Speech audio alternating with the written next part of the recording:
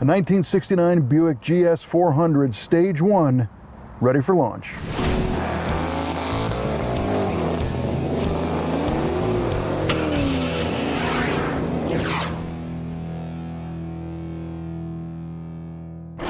The late 1960s were an interesting time period for American automakers because even luxury car manufacturers like Buick were taking notice of the fact that high performance was selling cars, and especially to the youth market, and that's what everybody wanted. But when you're a kind of a stodgy automaker like Buick, what do you do to capture the youth market, or how do you capture more mature buyers who are also getting excited about high performance cars? And that was the big question. So in the mid-60s, Buick came out with what was called the Gran Sport. And there's no D in that, it's just G-R-A-N. And the Gran Sport was a mid-size A-body platform Buick based off the Skylark or the Special that had upgraded suspension. Maybe it came with the 401 Nailhead V8 engine, more power, disc brakes, that kind of thing. And by the late 1960s, most of the automakers, Ford, Plymouth, Dodge, Pontiac, Chevrolet, they all had muscle cars that not only went fast, but they looked like they went fast.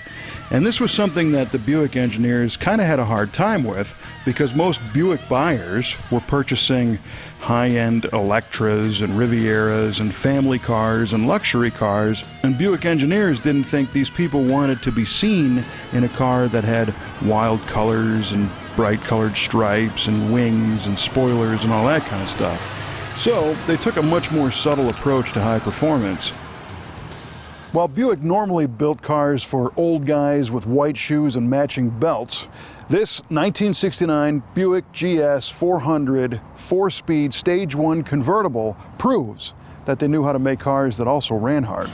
They shortened Gran Sport to just 2 letters, GS, and the Buick 400 was originally introduced in 1967, and they refined it a little bit over the years. By 1969, it still made 10.25 to 1 compression, and it was rated at 350 horsepower at 4,800 RPM with 440 foot-pounds of torque if you chose the Stage 1 option.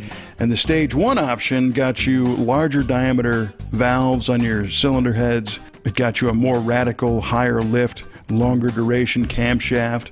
The cam was still using hydraulic valve lifters because it was a Buick and they wanted to keep things as smooth as they could. It breathed through a special Rochester Quadrajet 4-barrel carburetor with bigger jets and a different secondary metering rod cam. And of course it had a dual exhaust system.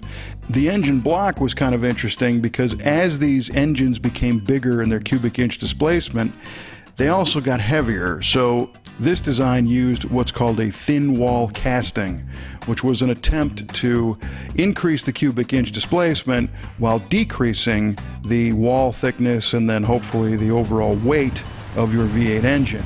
And in '69 there was still a cubic inch displacement of 400 cubes, so that's why all of your GM cars anyway came from the factory with a 400 cubic inch limit, even though in 1970 that limit was raised and the Buick 400 grew to be a 455 cubic inch engine. But the Buick GS with the Stage 1 was a pretty radical performer, especially when you start to add other performance features. And they didn't make very many 1969 Buick GS 400 Stage 1 cars. And even more rare is a GS 400 4-speed Stage 1 in a convertible. I mean, this car's got just about everything you could ever want. And especially when you look at the color combination with the triple black, black top, black interior, black paint. I mean, Buick didn't make a car this aggressive looking again until the mid-'80s when they came out with the Grand National. Today, people might not identify with the Stage 1 engine naming. I mean, you think Stage 1 doesn't sound very scary, it doesn't sound very fast. You'd think maybe Stage 10 or Stage 50, that might seem more powerful. Unless you're back in 1969 and the space race is in full swing. And the only way to get to the moon is to strap yourself onto a giant Saturn V rocket. And the Saturn V rocket was lifted off with various stages of rocket engine. We have a liftoff. And of course, the biggest, most powerful stage was Stage 1. And people back then knew what it was all about. So Buick is equating moon launch power by slapping the Stage 1 name on this sinister black Buick. Buick wanted a piece of the muscle car action, but they didn't want to give up their luxury car image. So this car has a pretty good mix of both. On the muscle car side, we've got a rally steering wheel, we've got a 4-speed manual transmission, we have the tachometer in the consolette, and then we also have what they call a shorty console for storing stuff. And on the luxury side, this car's got power windows, it's got an AM radio with an 8-track player, and a power convertible top, which they called the accessory. Now, of course, Buick realized in 1970 that they needed to come up with a car that had the more wild paint scheme as the other competition, so they developed the GSX, which was more radical than a regular GS 400 Stage 1. You could get a GSX Stage 1, and the X took its name from experimental aircraft and the space program once again. So getting behind the wheel of a GSX was supposed to make you feel like a fighter pilot, you know, like Chuck Yeager. And those cars had tremendous performance as well.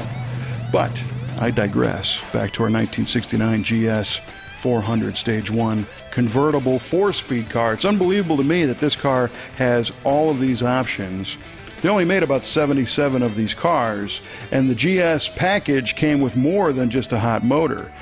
These things had performance-tuned suspension with a larger front sway bar, a rear sway bar, disc brakes, performance-tuned shock absorbers with matched coil springs, boxed lower rear control arms. This being a convertible, it's got a fully boxed frame, and this one has the chrome road wheels as well. So everything about this car is designed to be high performance, not only in just a straight line, but also driving around turns. So it's pretty interesting that Buick realized that selling high performance was a good way to sell cars, and they didn't necessarily have to have bright colors and wild stripes.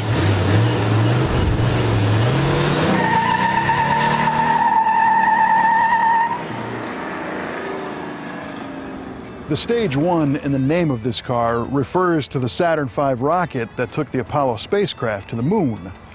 I don't know if I'd want to go to the moon, but I might want to put the top down and moon gaze on a nice summer night with this car. That is, after winning a few drag races. If you like what you see here, you can go to our website at musclecaroftheweek.com. We'd like to thank the Brothers Collection for letting us play with these cars. And remember, doesn't matter if you're playing with cars or anything else, failure is not an option. We'll see you next time.